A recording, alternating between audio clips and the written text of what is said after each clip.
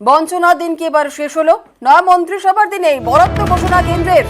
রাজ্যকে করের প্রায় 10,500 কোটি টাকা বরাদ্দ মোদী সরকারের।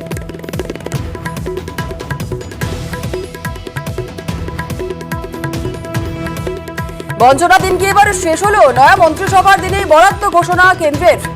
রাজ্যকে করের প্রায় 10,500 কোটি টাকা বরাদ্দ মোদী সরকারের।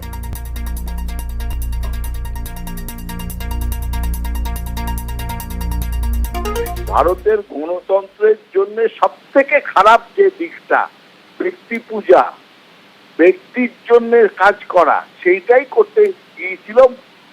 ভারতের মানুষ সেটা হতে দেয়নি, তাই একটুখানি তাদের মনে সংযত হওয়া আর বুঝতে পারার একটা ধারণা এসছে যে সত্যি ঘটনাটা কি।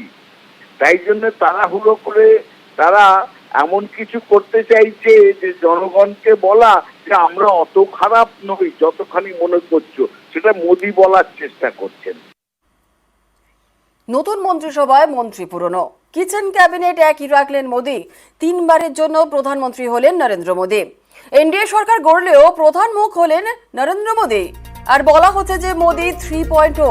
আর মন্ত্রিসভায় পুরনো মুখদের জয় জয়কার।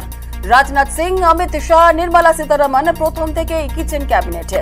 আর মোদীর আস্থাভাজন এস জয়শঙ্কর বিদেশ মন্ত্রকে। মন্ত্রিসভা নতুন, কিন্তু সদস্যরা সবাই পুরনো।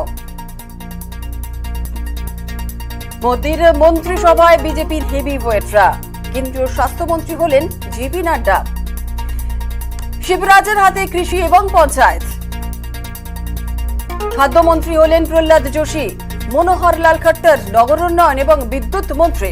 মন্ত্রক বদলে টেলিকমে জ্যোতিরাদিত্য। কিরেন রিজিজুকে সংসদ বিষয়ক মন্ত্রক।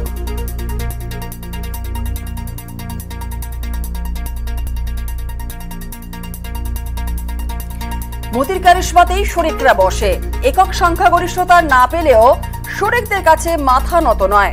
রেল, প্রতিরক্ষা, অর্থ, স্বরাষ্ট্র, বিদেশে নেই শরিকরা। বিজেপি যেখানে মাত্র 240 আসন, সরকার গড়তে 32টি আসন কম। আর শরিকদের ছাড়া যে সরকার গড়া সম্ভব ছিল না, তা তাদের বাড়তি কোনো গুরুত্বই দিল না। পঞ্চায়েত, ভারী শিল্প, অসামরিক বিমান পরিবহনের দায়িত্বে শরিকরা। এছাড়াও খাদ্য প্রক্রিয়াকরণ, ক্ষুদ্র কুটির শিল্পে শরিকরা।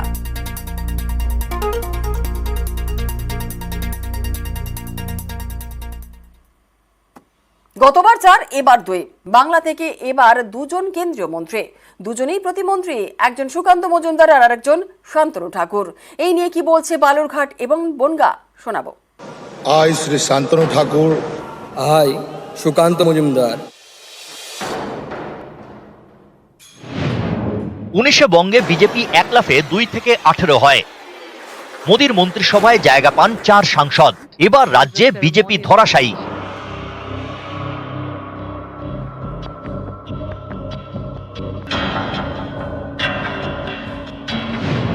18 থেকে কমে 12। এবার মোদীর মন্ত্রিসভায় বাংলা থেকে 2, আগের বারের অর্ধেক। বাংলাতে সিট কমে গেছে, আমাদের স্বাভাবিক। কেন্দ্রীয় নেতৃত্ব তো পুরস্কার তো দেবে না, যতটুকু পাওয়ার ততটুকুই দেবে। বাংলা থেকে 2জন কেন্দ্রীয় মন্ত্রী, দুজনই প্রতিমন্ত্রী। একজন সুকান্ত মজুমদার, আরেকজন শান্তনু ঠাকুর, যিনি গতবার ছিলেন জাহাজ প্রতিমন্ত্রী। শান্তনু ঠাকুর মন্ত্রী হওয়াতে আমাদের খুব আনন্দ পাইছি। গতবার 2.5 বছর ছিল, যেটুকু উন্নতি করেছে তাতে আমরা দেখেছি ভালোই করেছে। শান্তনু ঠাকুর হলেন বঙ্গ বিজেপির মতুয়া মুখ। এবার ভোটের মুখে দেশ জুড়ে সিএএ চালু করে মোদী সরকার। এই সিএএ কে হাতিয়ার করে মতুয়া প্রধান 2 কেন্দ্র রানাঘাট এবং বনগায় পদ্ম ফুটিয়েছে বিজেপি।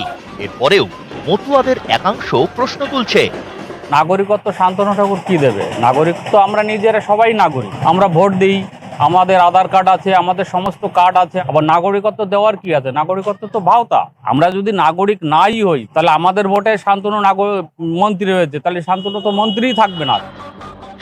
গতবার প্রতিমন্ত্রী হওয়া শান্তনু এবার পূর্ণমন্ত্রী হবেন বলে মতুয়াদের অনেকেই আশা করেছিলেন, কিন্তু শেষ পর্যন্ত পদোন্নতি হয়নি। এতে মতুয়াদের অনেকের মনে ক্ষোভ তৈরি হয়েছে। দক্ষিণবঙ্গের তুলনায় এবারও উত্তরবঙ্গে ভালো ফল করেছে বিজেপি, তার মধ্যে অন্যতম আসন বালুরঘাট। দ্বিতীয়বারের জন্য সেখান থেকে জিতে সাংসদ হয়েছেন সুকান্ত মজুমদার। এবার 36 জন প্রতিমন্ত্রীর অন্যতম সুকান্ত। জেলাবাসী হিসেবে তো আমরা খুবই গর্বিত। এই প্রথম বালুরঘাট থেকে বা এই জেলা থেকে কেউ কেন্দ্রীয় স্তরে প্রতিমন্ত্রী হলেন। আর সুকান্ত মজুমদার তো এমপি হিসেবে অনেক কাজ করেছেন। উনি যেমন মানুষ তেমন যেন প্রশাসক হিসেবেও আমাদের এই জেলার নাম উজ্জ্বল করেন। ওনাকে মন্ত্রী করা হয়েছে এবং মন্ত্রী হয়ে উনি 5 বছরে আমাদের জেলার উন্নয়নের স্বার্থে কতখানি কি কাজ করেন সেটা আমাদের এখন আমরা অধীর আগ্রহে অপেক্ষা করব। নিউজ 18 বাংলা। কেন্দ্রে মন্ত্রী হলেন সুকান্ত মজুমদার। এবার তাঁর চেয়ারে কে বাংলায় কে হবেন বিজেপির নতুন রাজ্য সভাপতি? একাধিক নাম নিয়ে জোর জল্পনা।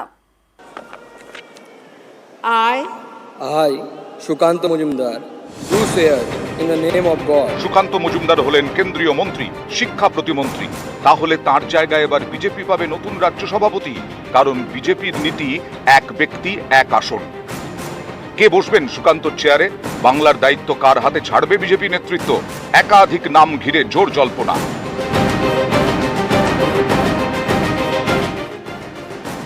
শুভেন্দু অধিকারী এখন বিরোধী দলনেতা। 24-এর লড়াইয়ে গুরুত্বপূর্ণ ভূমিকা ছিল তার। প্রার্থী বাছাইয়ের ক্ষেত্রেও শুভেন্দুর মতামতকে যথেষ্ট গুরুত্ব দেওয়া হয়।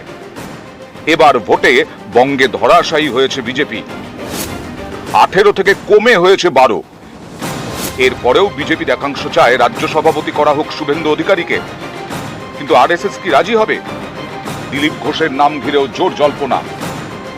আরএসএস করে তিনি বিজেপিতে আসেন, সাফল্যের সঙ্গে রাজ্য সভাপতির দায়িত্ব সামলেছেন। তাঁর আমলেই এ রাজ্যে 2 থেকে 1 লাফে 18 লোকসভা আসন পায় বিজেপি। 21-এর বিধানসভা ভোটে বঙ্গ বিজেপির ইতিহাসের সর্বোচ্চ 77 আসন পায়। দিলীপ ঘোষ ভোটে লড়ে প্রথমে বিধায়ক হন, তারপর সাংসদ।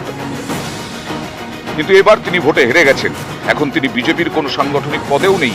বিজেপির অনেকেই মনে করেন বাংলায় বিজেপিকে ভালো ফল করতে হলে দিলীপ ঘোষকেই ক্যাপ্টেন করতে হবে।